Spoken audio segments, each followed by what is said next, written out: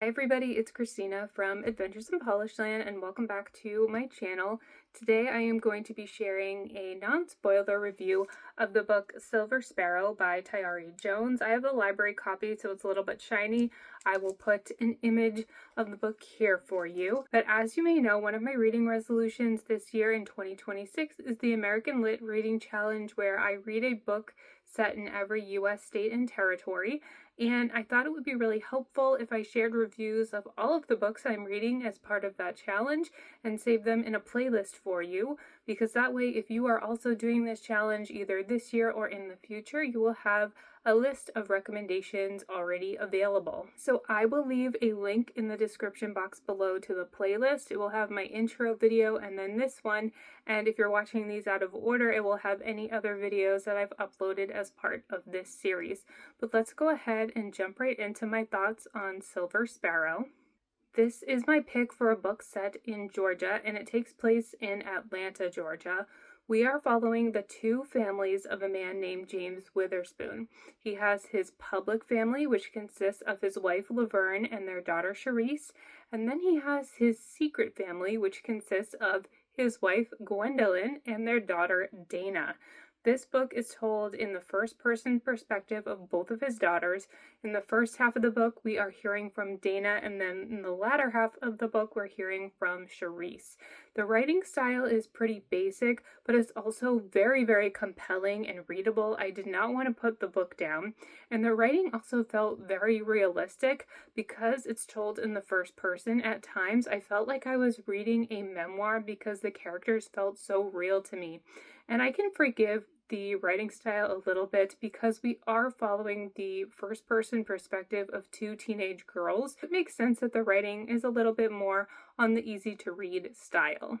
During the course of Silver Sparrow, we learn about the history of Mr. Witherspoon's two families, how they met, why he married each wife, and about the course of their daughters' lives as well. What really stuck out to me was how sad it was for Dana and her mother to be the secret family, because they were aware of the public family. And unlike Dana and her mother, Charisse and her mother, Laverne, have no idea that the secret family exists. Dana is therefore always living in the shadow.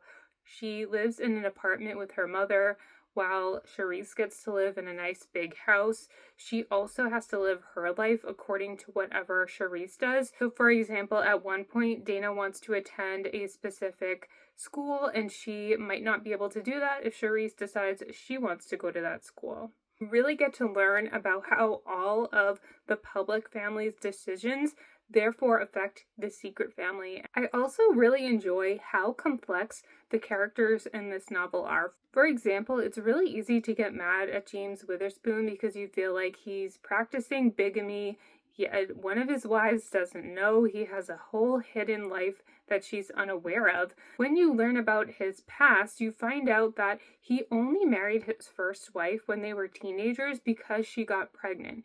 So you do have a bit of empathy for him, where he has this life that he didn't really choose. He was forced into that marriage, and obviously it doesn't forgive his choices, but you can understand why he decided to keep his first wife while having this secret wife that he met and fell in love with naturally.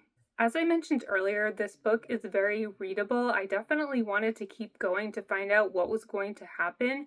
Unfortunately, the drawback for me as I got further into the book was we reached the big dramatic event that you foresee happening, and from there the ending kind of fizzles out. I felt like I wanted a bit more detail, a bit more of a resolution at the end. Even if it wasn't a happy ending, I'm totally fine with that because that feels realistic. But I wish we got a little more detail about how things ended. And perhaps the author is saying, well, in real life, you don't necessarily get all the answers. You're just dealing with the card that you are dealt. But for me as the reader, I do wish I had a bit more detail surrounding the ending of the story and what went on next in our characters' lives. Overall, though, I really enjoyed this book. I definitely had an entertaining read, but I also learned a lot about this part of the country, especially during this time period, which was in the 70s and 80s primarily. The setting of Atlanta definitely plays into the book as well, so I really enjoyed that since I am reading this as part of the American Lit Reading Challenge. I think you see how the community in this book is very specific to this area, and they even reference how if Dana does decide to go to college in Massachusetts, she's going to be treated a lot differently there than she is in Atlanta.